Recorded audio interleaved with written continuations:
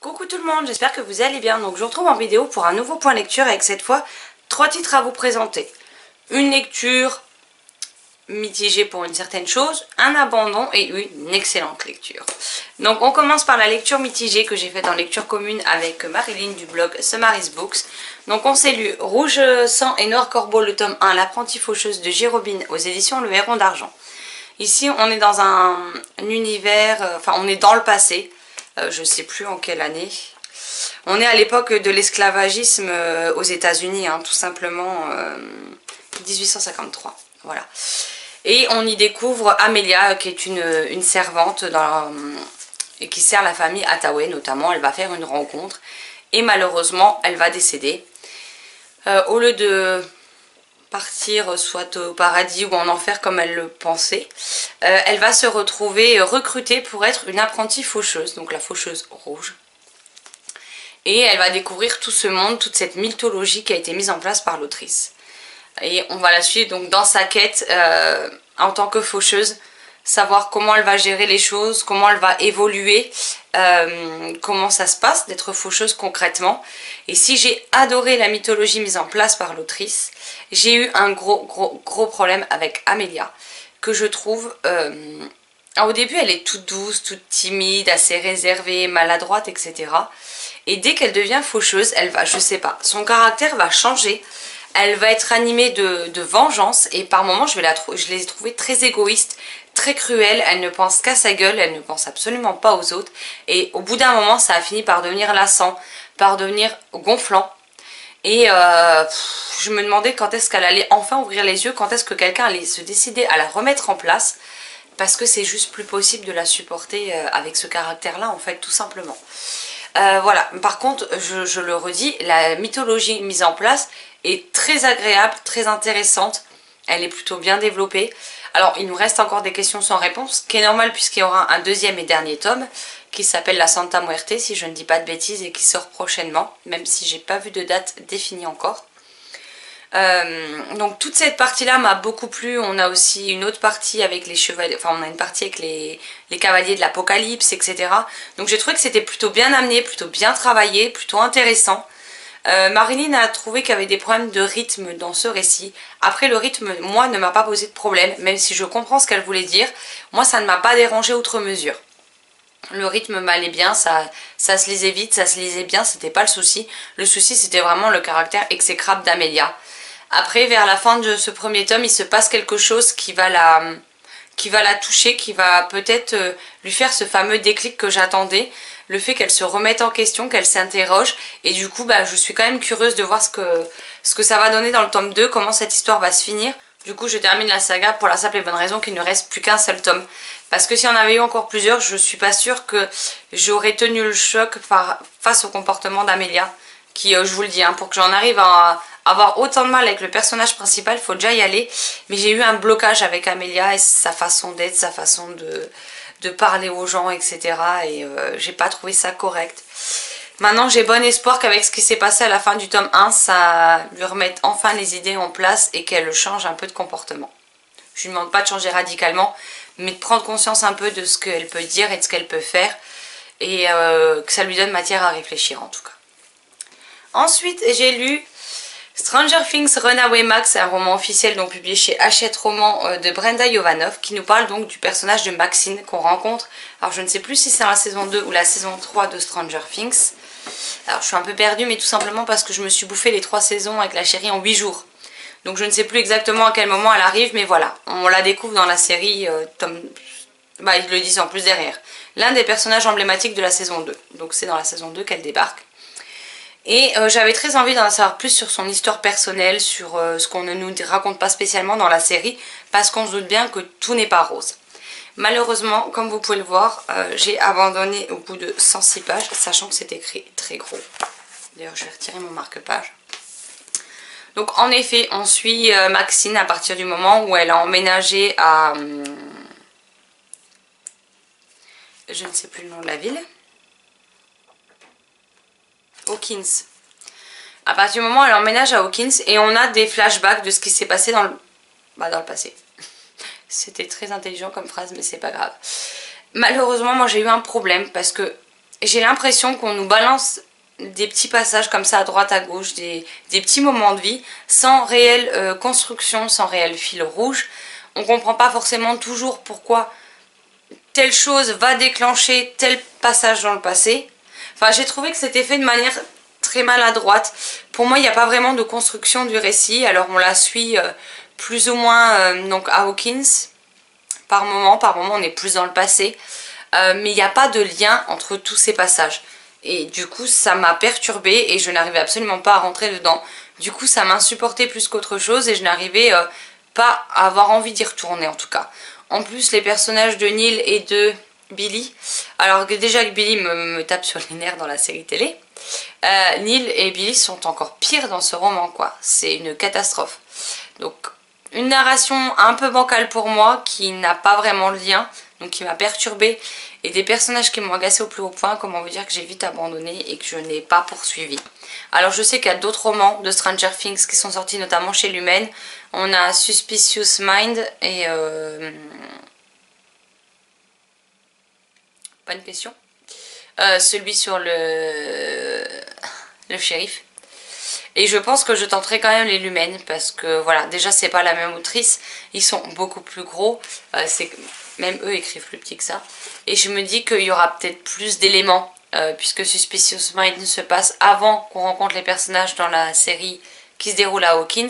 Quant au shérif, c'est son histoire à lui du début, de ce qu'on apprend un peu dans la série au travers de flashbacks jusqu'à ce qu'on voit dans la série, et j'ai très envie de lire le tome sur lui, mais Hooper notamment, mais je ne sais plus le titre du livre.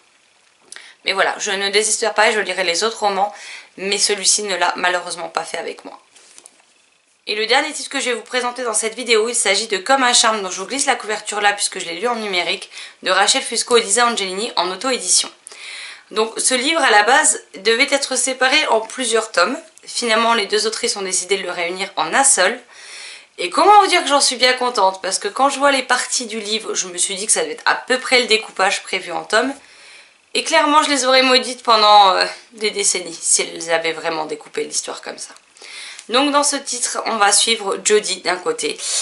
Jodie qui est une jeune femme chroniqueuse dans un journal et qui tient la rubrique problème de cœur en gros, en se faisant surnommer la dame de cœur. De l'autre côté on va y suivre Savannah. Savannah qui est une jeune fille au passé familial assez compliqué. Elle travaille avec les chevaux alors qu'elle était avant une cavalière, mais suite à une blessure elle ne peut plus exercer ce métier là et donc elle s'occupe des chevaux dans un ranch avec des personnes dont elle est plutôt proche et elle vit dans le cadre du ranch. Si ces deux héroïnes n'ont absolument rien en commun, Jodie est beaucoup plus volcanique, beaucoup plus rentre dedans, alors que Savannah est quand même beaucoup plus douce, beaucoup plus calme de manière générale.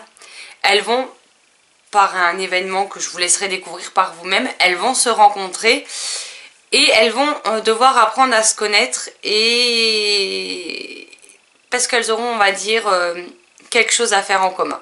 Je peux pas trop vraiment en dévoiler parce que c'est pas le but de vous faire des spoils non plus.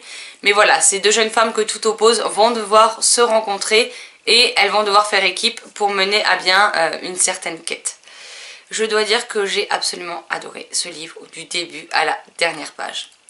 Même si je ne remercie encore une fois pas les autrices pour avoir encore réussi à me faire pleurer. Décidément, il n'y a pas une série où je ne pleurerai pas quand elles sont l'une et l'autre ou les deux réunies derrière les personnages. Hein. C'est une catastrophe. C'est un univers plein de magie, d'amitié, de complicité, de réel danger, qui nous parle de la nature. Ça fait référence à des thématiques très actuelles, comme on peut avoir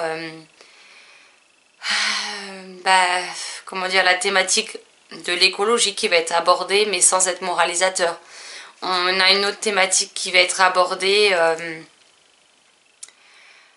mais ça j'ai pas envie de vous le dire en fait, je vous laisserai le découvrir. Une autre thématique très actuelle, sur laquelle il y a encore du boulot et du chemin à parcourir, mais voilà, elle est au cœur du livre et je vous laisserai découvrir de quoi il retourne parce que ça peut être pas mal de choses différentes.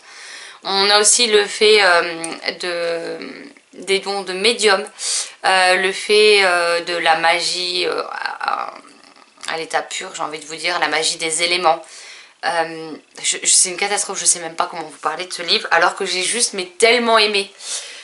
On a tout ce qui fait un bon roman dans ce livre. On a des plumes captivantes, envoûtantes, on a une histoire qui tient la route, une histoire qui est bien construite, qui est bien amenée, qui prend le temps de se développer. Les choses ne sont pas comme ça en un claquement de doigts, je veux dire, elles apprennent pas la magie, hop, elles deviennent les plus puissantes au monde. C'est pas... elles voient quelqu'un et hop, elles tombent amoureuses au bout d'un regard.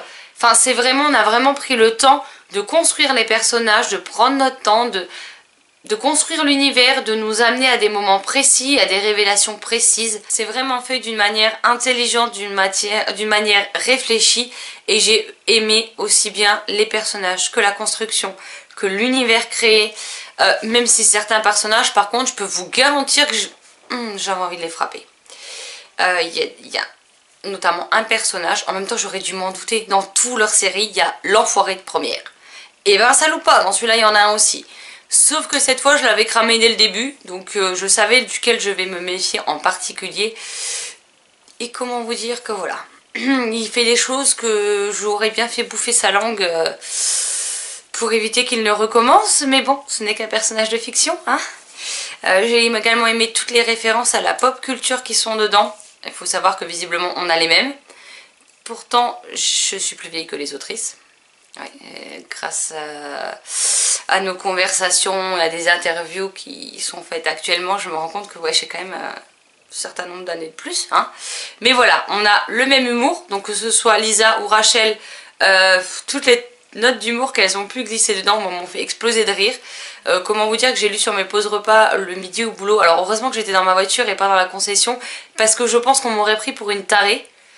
Alors déjà qu'ils ont bien compris que j'étais pas tout à fait nette dans ma tête et que j'étais pas toute seule non plus, hein. Au boulot c'était pas la peine de leur donner de quoi en rajouter une couche, hein. Mais je me suis franchement bidonnée.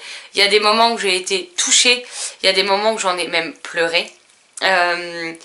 Mais c'est vraiment un combo d'émotions, de plaisir que j'ai eu à découvrir cette histoire, et je peux que vous la recommander, sachant que voilà, il fait plus de 600 pages. La version papier sort tout bientôt puisqu'elle sort dans à peine quelques jours.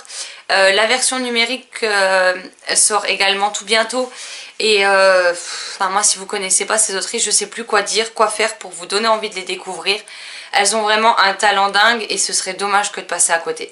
Si vous aimez tous les univers magiques, avec la magie des éléments, avec des héroïnes qui ont du caractère, qui savent ce qu'elles veulent, qui savent se battre pour obtenir ce qu'elles désirent et ne pas laisser les mauvaises choses gagner, foncez, c'est tout ce que j'ai à vous dire. Et si vous les connaissez, vous savez le talent qu'elles ont et de quoi elles sont capables, et ben je veux vous dire qu'elles ont mis la barre encore au-dessus avec ce roman, donc allez-y les yeux fermés et découvrez cette histoire. Je peux que vous le recommander. Alors oui, moi j'ai eu la chance d'avoir la version numérique en service presse, mais dites-vous bien qu'avant même que je sache que j'allais le recevoir en service presse, j'avais déjà commandé... enfin précommandé auprès d'une de ces autrices le roman parce que je le veux en papier. Je pensais devoir attendre plus longtemps pour le découvrir. J'ai eu la chance de faire partie des premières lectrices de ce livre en avant-première et j'étais complètement embarquée dès les premières pages. Et je pense que je vais avoir du mal à me remettre dans une autre lecture derrière parce que bah, ma tête et mon cœur sont encore avec Jodie et Savannah, et quelque part, même si j'ai fermé la... Enfin, que j'ai tourné, façon de parler, hein, vu que c'était un livre numérique. Mais la dernière page de ce roman, j'ai pas envie de les laisser, j'ai pas envie de les abandonner, j'ai envie de continuer à les suivre. Et je me dis que peut-être un jour, on y reviendra, je ne sais pas. Mais voilà, je pense que je vais avoir du mal à me concentrer sur une autre lecture dans les prochains jours. Mais c'était vraiment chouette et je ne peux que vous la recommander. Enfin, la recommander. Je vais dire la série, mais c'est plus une série en fait, c'est un tome unique. Mais en fait, lisez ce bouquin, c'est tout ce que je vous demande. Laissez-lui sa chance. Voilà, ce point lecture est à présent terminé. J'espère qu'il vous aura plu. N'hésitez pas à me dire si les titres que je vous ai présentés vous font envie, si vous les avez lus, ce que vous en avez pensé. Et je me ferai une joie d'en discuter avec vous dans les commentaires. N'hésitez pas non plus à me dire quelles sont vos dernières lectures, qu'elles soient mitigées, bonnes, excellentes, coup de cœur ou déception totale. Et ça m'intéresse toujours de discuter et d'échanger autour de mes lectures, mais aussi des vôtres, donc n'hésitez pas. Sur ce, je vous souhaite une excellente soirée, vu que vous l'aurez ce soir et pas mercredi matin. De très belles lectures et je vous dis à très vite dans une prochaine vidéo. Bye bye.